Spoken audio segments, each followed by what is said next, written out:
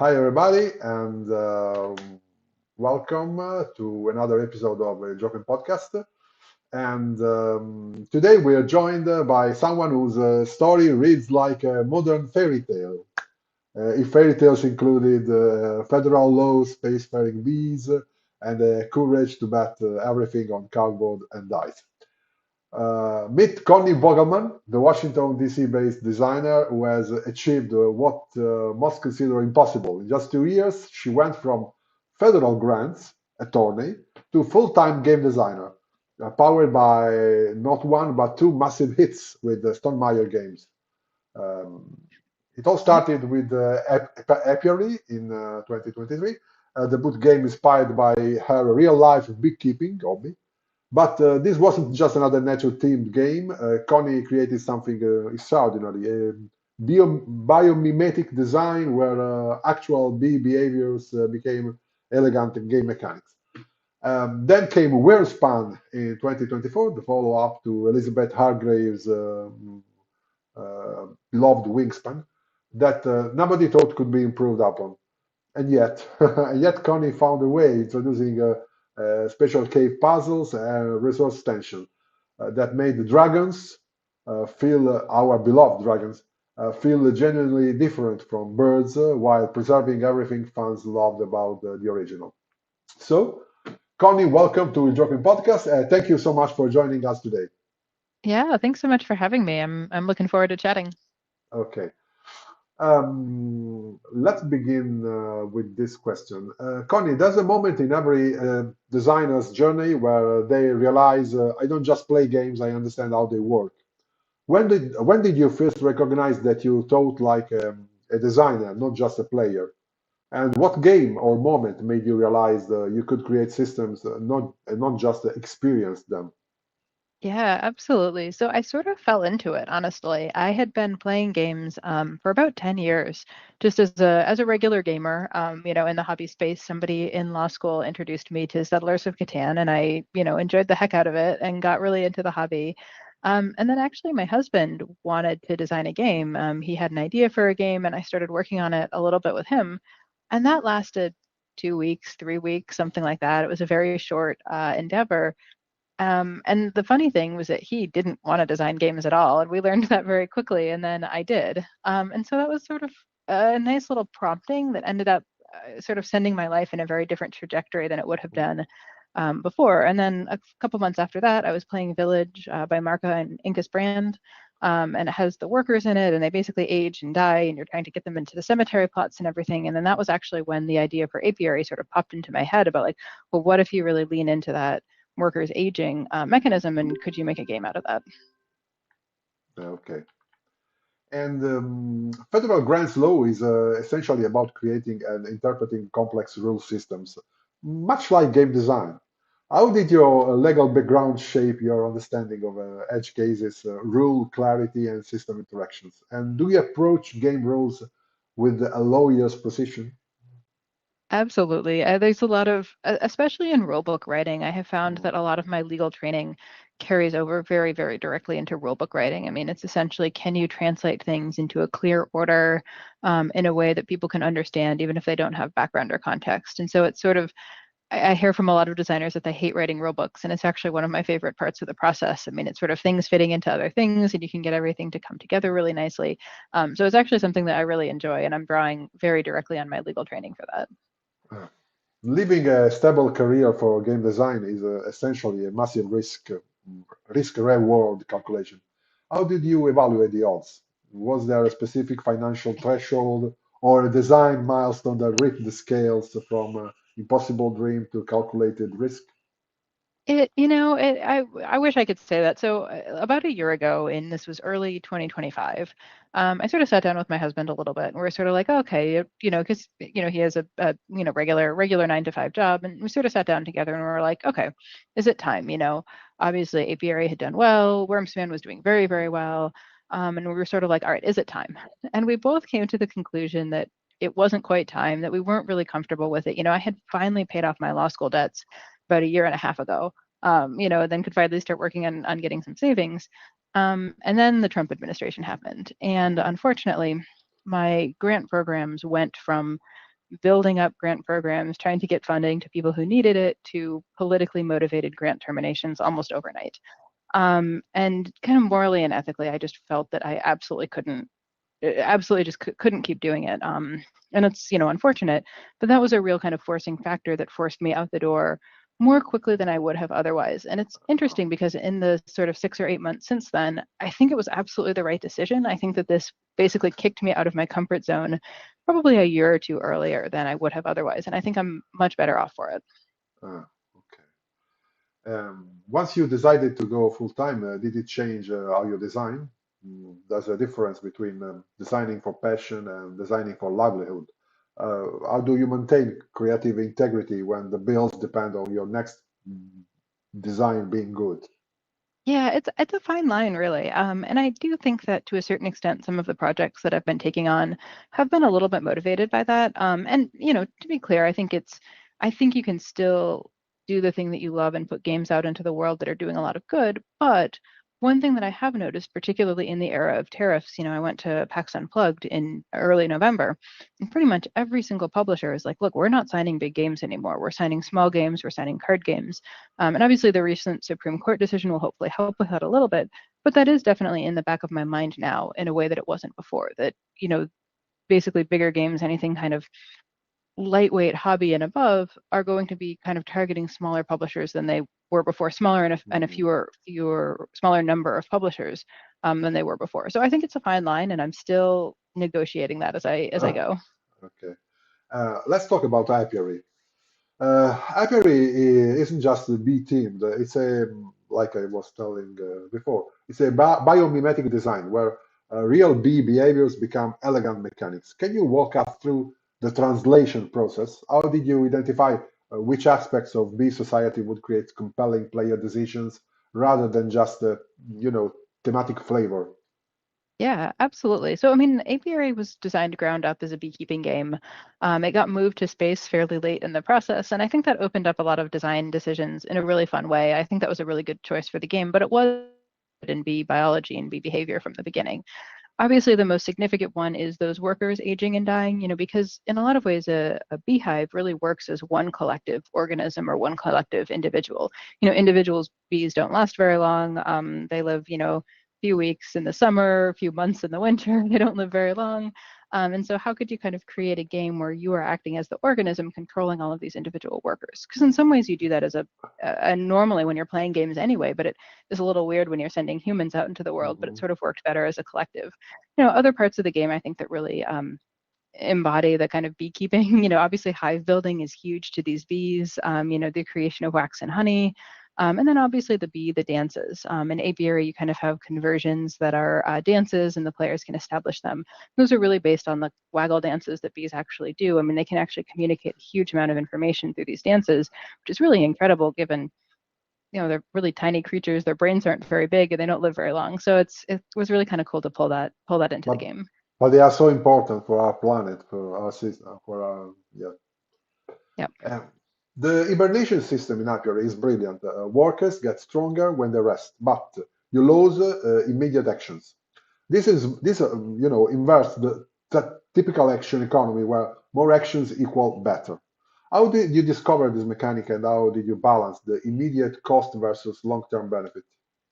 Yeah, so that was a big part of the game that I got a little frustrated with some of the older worker placement games where you basically get a worker up until a certain point in the game and then you stop getting new workers. You up until round three, it's good to get new workers, and then after that you stop. And that's sort of a very binary decision. And once you kind of learn where that threshold is, carry it out every single game. And so a big part of wanting to do apiary was that kind of fluid decision making.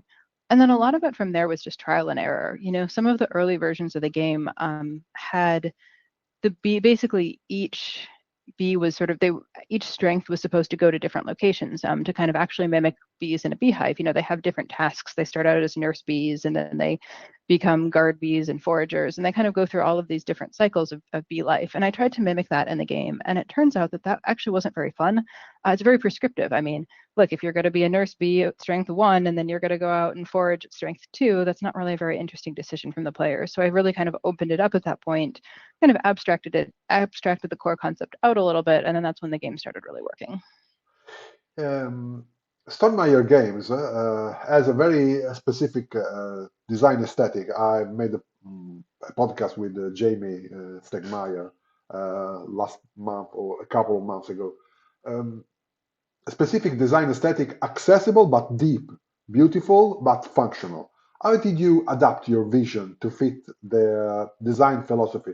What changes did Jamie's development process reveal about your design that you hadn't seen, until Yeah. that moment? Yeah, I mean, the game got significantly better during the development process. There's no question about that. I mean, I mean, everything from like the hive mats, adding those, to adding all of, I mean, I had some faction powers, but we really built those out. And we built out a lot of things in the development process that made the game a lot better. That said, I think that I kind of came in with a very similar design philosophy to Stonemaier in the sense that I want my games to be as accessible as they possibly can. As a designer, as a gamer, I get very fed up with games that are kind of what I call needlessly opaque. I mean, you spend all of your mental energy trying to figure out what is a legal action, what can I do on my turn, much less know all of the kind of follow-on consequences of that. And so one of the things that I care about a lot as a designer is making games that are easy for people to play, easy for people to get into, that have this kind of emerging complexity as you take your turn. So I know exactly what I can do. Trying to puzzle it together and figure out how to do it best, is the puzzle, not figuring out the game. Uh-huh. Now let's talk about elegance versus complexity. Apiary manages to feel both innovative and approachable, a notorious difficult balance. What design principle guide you when deciding whether a mechanic adds meaningful complexity or just complication? How do you know when a system is done? No? Is really hard. I mean, I think Yeah, it's I a imagine. lot easier said than done. But I will say that one thing that I'm always very cognizant of when I'm designing is rules exceptions. If anything needs an exception, it probably means that it's the wrong direction for the game. If you do this action unless this takes place, or you do something except for in this circumstance, that almost certainly means that it's the wrong direction to go, because at that point you're asking people to remember two or three or four pieces of information instead of one. So I think a lot of it is what is the rule set that gets at that core feeling without all of those exceptions, which I know is kind of a half answer, but a lot of it's very vibes based. A lot of it is like watching your playtesters, seeing how your playtesters are reacting to things. Like, are they engaged? Are they enjoying it? Are they understanding the game? And then kind of making adjustments from there. Hmm. Let's talk now about Wyrmspan, one of my favorite board games. Yeah. Let's try to deconstruct Wingspan. Creating a sequel to Wingspan required deep analysis of what makes Elizabeth's design work so well. What did you identify as the core mechanical DNA of Wingspan that had to be preserved? And what elements Abs- did you see as opportunities for innovation? yeah, absolutely. So one of the nice things for me with working in Wyrmspan is that, Elizabeth and I are local. I look at, she's a friend and a mentor. So being able to communicate directly with Elizabeth during this process was key, because both I could learn from her, because she had spent years on the system up until that point in time, and then, be able to put my own spin on it. And one of the things, this was sort of interesting, that my first few months working on Wyrmspan, actually was a bag builder for a while. And at one point, there was nothing like a cave mat. You basically built out the caves as you went. There was no kind of pre-established map. And I remember playtesting it with Elizabeth, and she basically saying, "Hey, Connie, like, this is an interesting game. It's an interesting system.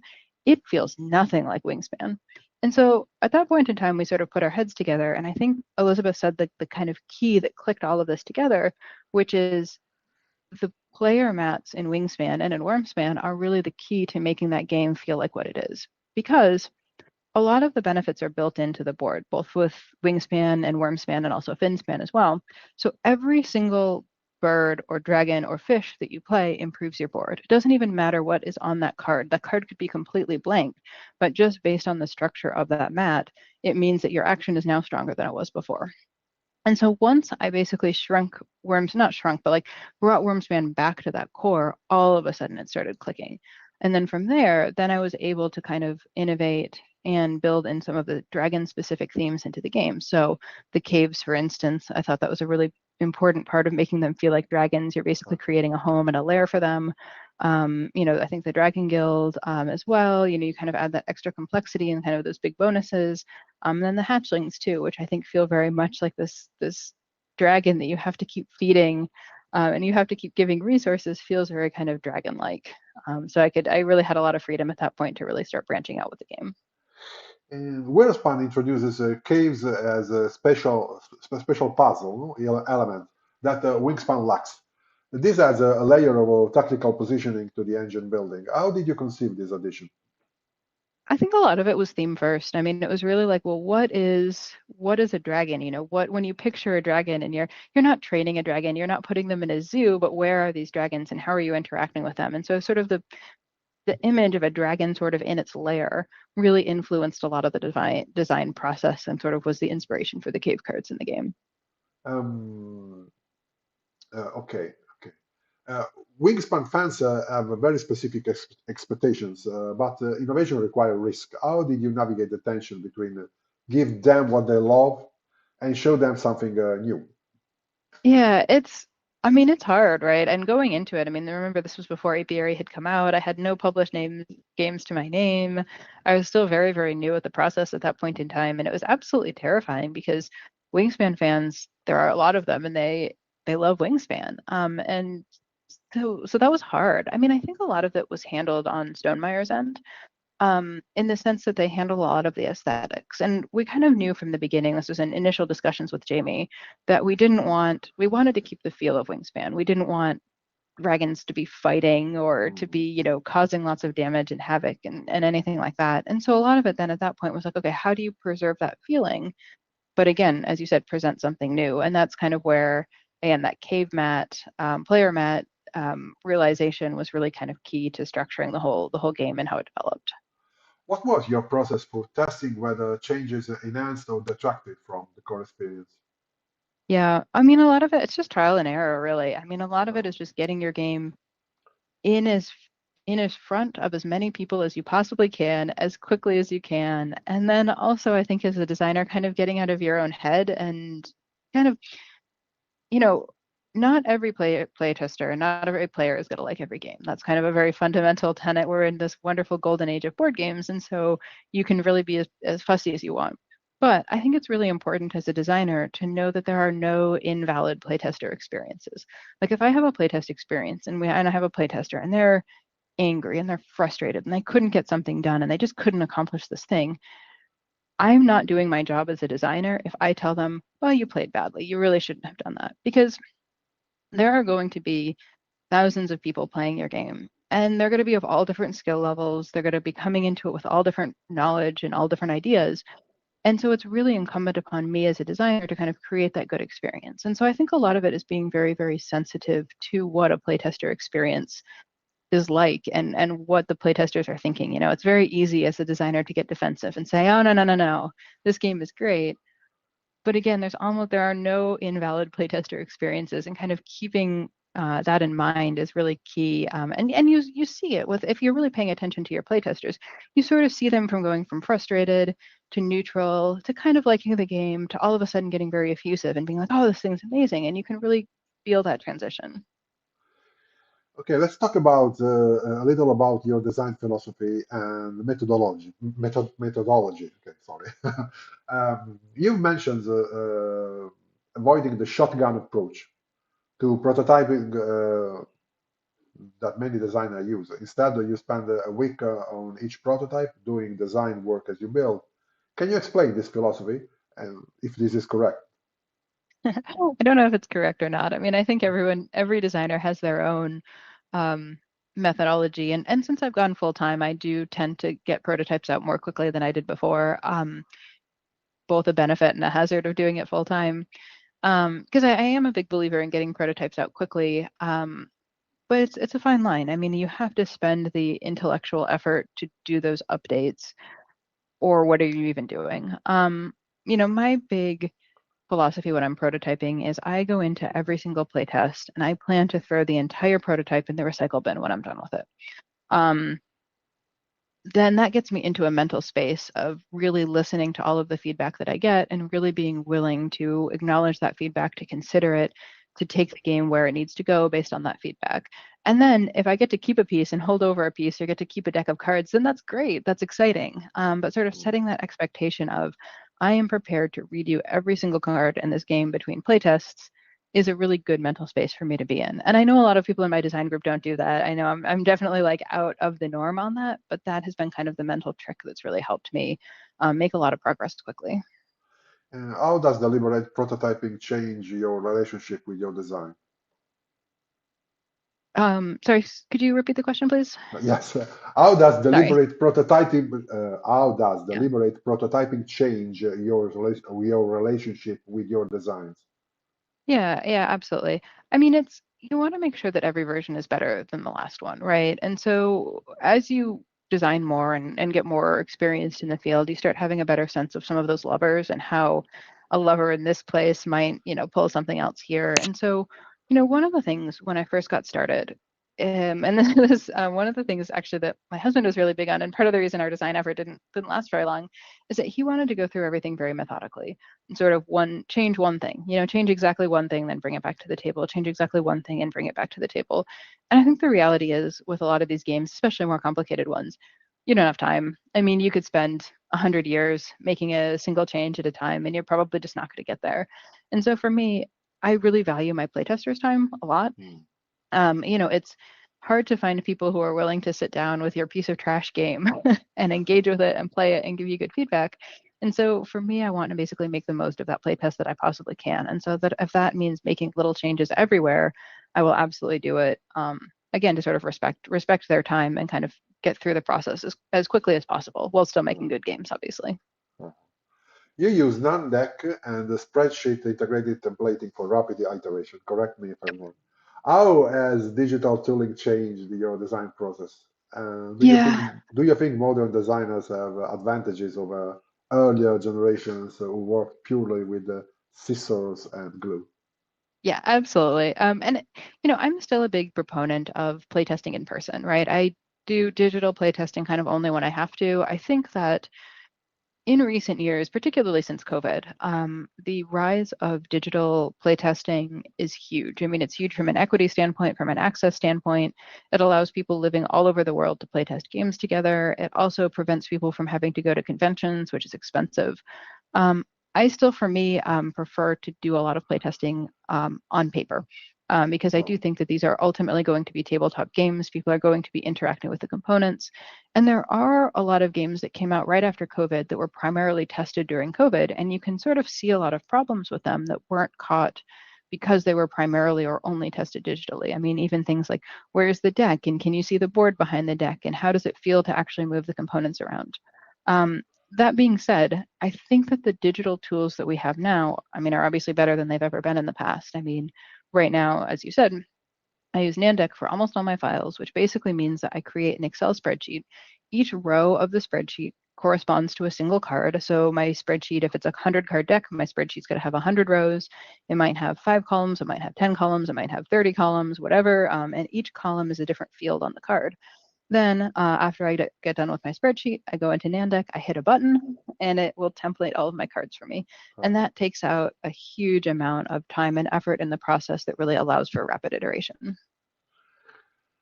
Both your games use worker placement, but they feel completely different. Apiary has workers that evolve, while Wyrmspan has special constraints. How do you push worker placement into new territory while maintaining what makes the mechanism satisfying? Yeah, absolutely. Well, I mean, it's hard to figure out, but I will say that I have a co-design right now that I'm actually hopefully going to get signed very, very soon. But that one is actually very unique as well. It's also worker placement, but you are not necessarily placing your own workers. You're placing your own workers and you're placing other players' workers. And depending on whose worker you place where, it has basically different benefits that go to whoever is placing the worker versus whoever's worker is being placed. And that has been a really kind of fun genre twist on the genre as well. One of the reasons for me that I've been exploring with worker placement, and I definitely have games that aren't worker placement, is that we talked about accessibility a little bit before, and it's a very easy to understand mechanism. Hey, I take this little dude somehow represents me, and I put it on the board, and then I do the thing wherever the worker is. And that is so fundamentally simple in a way that's brilliant that then you can spend all of your complexity. I sort of think of games as having a complexity budget. How weird can you make them? How much can you ask of your players? How complicated are they overall?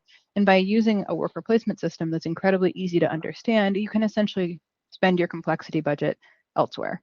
So you can get into interesting, tableaus or interactions or things like that, that isn't just how do I take a turn. Hmm. Every game that has that moment where something fundamental isn't working, and you need to find, an elegant solution. What was the biggest design challenge in each of your games? Yeah, so Apiary, I think actually the biggest design challenge was Hmm. probably internal, because I just didn't know much about the process at that point. I mean, I was coming in totally raw to designing the game. And so I think a lot of it for me at that point was I didn't know if I exactly knew what I wanted the game to be, or I knew what the game wanted to be, but I was being way too swayed by outside people. So I remember I had a very early playtest of Apiary. I brought it to a local convention, and somebody's like, "This really needs to be a deck building game." And I spent like a week trying to figure out how to make this a deck building game. I got most of the way through a prototype, and then I was like, "This is insane. It's not a deck building game. Like, there's nothing about this that is a deck building game." So I think a lot of it for me was kind of learning how to filter that feedback and how to kind of have a clear identity for what the game is in my mind. Wyrmspan, I think, was a little different in the sense that it was a very kind of pre-understood system, in the sense that, Elizabeth had done and Jamie had done years and years of work on Wingspan. So I think a lot of it for me was basically not straying too far from that template. As I mentioned before, there was a time in the history of Wyrmspan that it was a deck building game. And we realized after a few versions that it was interesting, but it was incredibly unforgiving because you're basically at that point layering two engine building puzzles on top of each other. You're building your bag, and that is its own kind of engine, with different actions and different resources in your bag. And then you're building your tableau with different dragons and different activations. And what we found was that if it had been a game that was designed for really hardcore gamers and we were shooting for like a heavy audience, probably would have been fine. But we wanted to kind of hit that target audience of Wingspan fans, make it a little bit more accessible for families, and that kind of dual layered engine building was not a good fit, for that group, because basically if you got a little bit behind, you got farther and farther and farther behind, and you had no chance of catching up. And that was not the kind of vibe or feeling that we wanted for that game. Can you walk us through your problem-solving process when facing a design crisis? I mean, a lot of it honestly is getting out of your own head. I think this is where things like imposter syndrome can really come to bite you. You bring a prototype, you work on it, it's all works so well in your head. You're like, I've poured my heart and soul into Always. this. Then you put it on the table and it falls apart 3 turns in, and it's clearly broken. I think a lot of it is really getting over that emotional piece of it because it's hard. I mean, game design asks a lot of us, because it asks us to be completely analytical, to pour our heart and souls into these games, but then also be willing to throw it all in the trash and start over again. So I think for me, a lot of it is really get pulling myself out of it and then being able to step back and evaluate, okay, why did this break? And is this something that I can fix? Or is it a fundamental system problem? Is there something that is just, I had a game that I was working on for a while, and I ended up taking the game in a very different direction, and I think it's in a good spot now. But it had this kind of coin action selection system where basically players placed coins onto action spaces with increasing costs, and then eventually you could clear all of the coins off of it, sort of like a retrieval mechanism, but they weren't really workers because they weren't assigned to any player. And unfortunately, no matter how many times I worked on that game, there was a really fundamental problem, which is that Uh-huh. there was always a correct number of coins to retrieve. And so if you were below the number of coins to retrieve, you would place coins. If you were after it, you would take it away. And it had really weird impacts on turn order. It had weird effects on the coin economy and how it was sort of rotating and flowing through the system. And so I eventually just sort of tabled it and said, look, there's something really cool here. I can't solve it for now. Let's try a completely different way to go about interacting with the game because I think the rest of the puzzle is really good. I just need to sort of swap out my core action selection system. You said you value your playtest time very, very much. How do you structure your playtesting to get useful feedback? Yeah, absolutely. So I think there's a few keys. One is setting expectations at the beginning. I think is really important. What kind of game is it? Who's the target audience? How far along am I in the design process? Is this brand new? Or is this something that I think is just about done? At this point, I'm doing some development for some other publishers. If it's a game I'm developing, there are very core parameters that cannot change. And I think setting that all up to your playtesters ahead of time is really key. The other thing that I'll mention is that I'm a really big fan of doing partial playtests throughout, especially if you're working on, I mean, if you're working on a 20-minute game, it's different. But if you're working on a 2-hour Euro game, it can be very late in the process before you really need to test that end game situation. Throughout an awful lot of the playtesting process, I'm testing systems. Is my system working? Is it fun? Can you take an action? Can you feel like you're making progress? I don't even have an end game condition for my game until two-thirds of the way through the design process because the end game condition might change and I don't even know what it's going to be.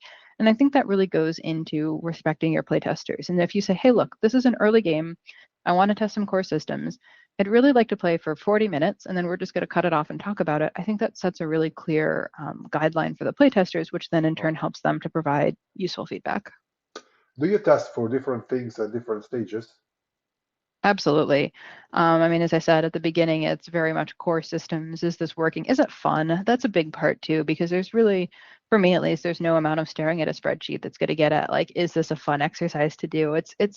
These games are all incredibly mathy, and some of them feel fun, and some of them feel like homework, and you can never quite figure out which it's going to be. Whereas later on, I might just let a playtest run. You know what I mean? Or you're testing the rule book, or you're testing balance, or you're testing like what is the end game condition and does the end game come at the right period of time? So it really kind of shifts throughout the process depending on where you're at. Um, how do you distinguish between a player needs to learn the game versus game as a genuine design flow? Yeah, I mean, as I said, I think it's a fine line. I think this is where having repeat playtesters can really help too, because I think you'll get a good sense of like, is this playtester in my target market? Like, are they the type of person that I'm targeting for this game or not? And if they're really not, I think their feedback is still incredibly useful, but it's a little bit different. And again, this is where I think as a designer, it's really important to pay attention to like if a playtester is getting stuck, Mm, especially if there's somebody who doesn't usually get stuck, because you know that every playtest that I run in some ways is a very invalid trial. I have me teaching it, I know the rules, I'm there to answer any kind of questions that pop up. I'm there to troubleshoot if anything goes wrong. I mean, I will take cards away from people and scribble on them on the fly and be like, no, no, no, that card actually does something different now.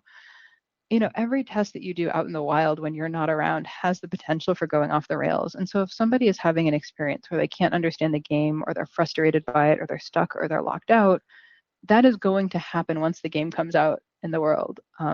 I remember this is going back to when I was working on Apiary. There was a point in time where you could actually get rid of all of your storage, and then you got locked out of the game because you didn't have any storage anymore. And somebody did that in a playtest, and I was like, "Oh, you shouldn't have done that." And it's like, "Well, uh-huh. that I shouldn't have designed it that way." Is really the answer, because somebody sooner or later is going to do it and then be like, "Okay, now what?" And so that's on me as a designer to make sure that that can't happen. Um, both your games have intricate mathematical relationships, resource flows, action economies, scoring optimization. How much, this is a question, matter that interests me much. Uh, how much of your design process involves mathematical modeling versus intuitive feel? Yeah, so it's both. I have gotten a little bit more mathematical as I've gone along. So Wyrmspan is definitely more mathematical than Apiary. And then some of my games that I've designed since then are more mathy. But the thing that I think is the most interesting is most of the games that I design, say if you have a big deck of cards, there's really two or three pieces of information that go into them, and some is a strict formula and some is very intuitive. So for instance, if I have a dragon card, there's some costs that go into it, right? You have the costs to play the dragon, and resources are valued at a different valuation depending on what they are. I mean, a coin is a lot more valuable than an egg, which is a lot more valuable than a regular resource, or whatever the system may be. Then you have, the benefit. You have the what is the dragon providing to you, and what is that kind of worth in the mathematical piece of the system.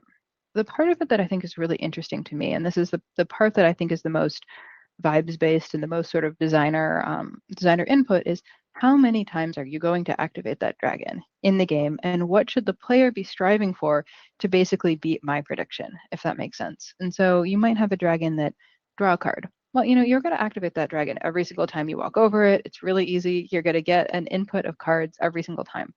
You might have another dragon like a hatchling that you have to actively cash a resource on in order to get that benefit. So you're not always going to have that resource. You may play the dragon a little bit later.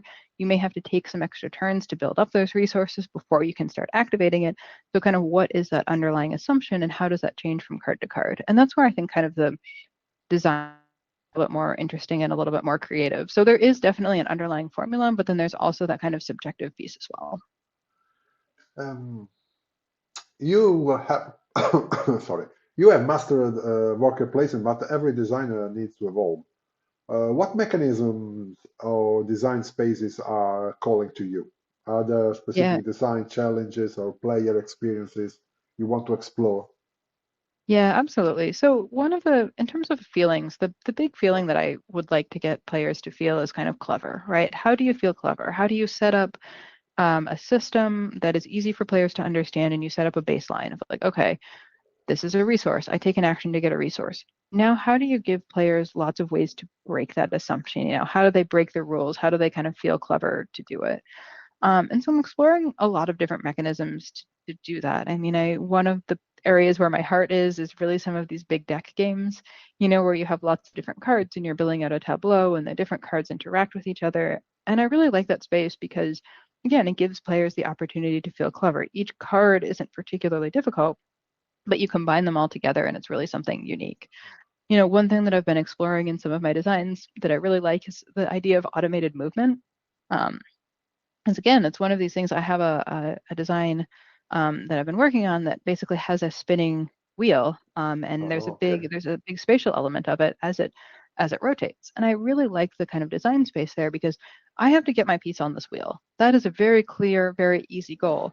When it comes off the wheel, though, is much more interesting. It's sort of like if you think about Zolkin. I mean, the Zolkin, the gears in that game, you could do it without the gears, of course, but it's a fascinating puzzle of sort of the timing puzzle I think is really interesting. And so that's sort of something that I'm exploring a little bit. Um, Looking at the current landscape of game design, what do you see as, unsolved problems or underexplored territories? Yeah, I think there's actually a lot of really interesting design going on in the space right now. There's a group of designers that are working a lot on multi-victor and victorless games, and really kind of pushing the fringes of what a game can be. I mean, I think a lot of us think about games that, you sit down, you compete against other players, you figure out who's the winner, who is the best at making widgets or farming or whatever it is. But there's a lot of designers now that are exploring, oh, what if there isn't a winner? What if it's about experience or a feeling or telling a story? There's a lot of intersection right now between traditional games and, say, tabletop RPGs. Um, there's a lot of kind of crossover games that are going on right now. And then there's a lot of games too that will have more than one winner. It's about achieving a thing or accomplishing something by the end of the game. And I think all of these different structures trigger very different emotional responses in the players. And I think that kind of figuring out what are the limits of what a game can be and what is kind of the emotional space that you can work in is kind of a huge area for additional exploration. And so, where do you see opportunities for innovation? Yeah, I mean, I think a lot of it's the emotional space more than anything. We have a very good at this point in modern games. I mean, people will continue to innovate, and I'm sure somebody's going to come up with some brand new mechanism, tomorrow. But I think we have a very good toolkit to work with right now. I mean, the proliferation of strategy games have led to a lot of these mechanisms, and talking a little bit before about the complexity budget. Players only have so much mental space to learn new things in new games when they're playing. And so being able to rely on some of these pre-existing mechanisms like your worker placement or like your deck building or, your action selection, anything, is really nice because then you can really free up players' space, brain space to interact with a new theme or something like that. Uh-huh. And so I think the space really more than mechanical differences is really kind of pulling on some of those different emotions. Like what feeling do you want your players to experience? Because one thing I think about a lot is that the majority of players who will ever play your game in the future of your game are going to lose. If assuming that on average more than two people are going to play the game, more people are going to lose your game than are going to win your game. So how do you create that kind of emotional feeling that's positive even when the score doesn't necessarily reflect that? And again, getting away from traditional scores and traditional like you have more points, therefore you win. Last question. Yeah, For for aspiring designers who wants to create a truly innovative games, not just competent ones, what's your advice? yeah. I think a lot of it, so a lot of it is learn the space, right? Spend as much time as you possibly can learning about games, learning from other game designers. There's a lot of really, really great resources out there right now. Matthew Dunstan does some really great videos. There's a Fun Problems podcast that's really, really excellent. There's a Adam Porter, Adam in Wales does some really, really good work. Break My Game is a wonderful online community. There are a lot of resources available to designers now, and I would say use those resources and learn about the hobby. And then it's hard. I get it to the table. And it's because it's so easy for play testers to, or for designers, or especially early designers, to spend months and months and months or years thinking about a game. And the thing is, it's all going to fall apart once you get it to the table. Like no one, maybe Eric Lang or Rainer Knizia or somebody like that, maybe they can like fully conceptualize a game and then it comes out in finished form. For most of the rest of us, though, it's a trial and error process. So, kind of the Uh, sooner you can rip off that band aid, the less attached you can be to the game that's in your head, the better. And then find your community. And again, that can be an online community, that can be going to local meetup groups, but really finding other people to help push you and motivate you, I think is really key to getting better at the industry and then also making progress. in your opinion, what separates good design from great design? Oh, that's a good question. I think a lot of it is really that is refinement. It's basically doing that iteration again and again and again, and basically playtesting until you find something that really resonates with players. And the sort of sad truth is that not every game is going to be great. I've discarded a lot of games that I've worked on because I think the ceiling of them was pretty good. And in a crowded industry, pretty good isn't good enough. And so again, I think for a lot of it, I know I personally cannot evaluate my own games at all. So a lot of that is externally driven feedback. It's when I put it in front of people, how do they react? And I think the more you pay attention, the more you can really tell this is okay, this is good, this is great, this is really great. And so kind of taking a lot of those external cues, I think is really, really helpful. Okay, Connie, thank you for being such a generous guest today. The game design Yeah. community is lucky to have someone with your thoughtfulness and innovation. We can't wait to see Yeah. what you create next. Awesome. Well, thank you so much for having me. This was a lot of fun. Bye, Connie. Bye.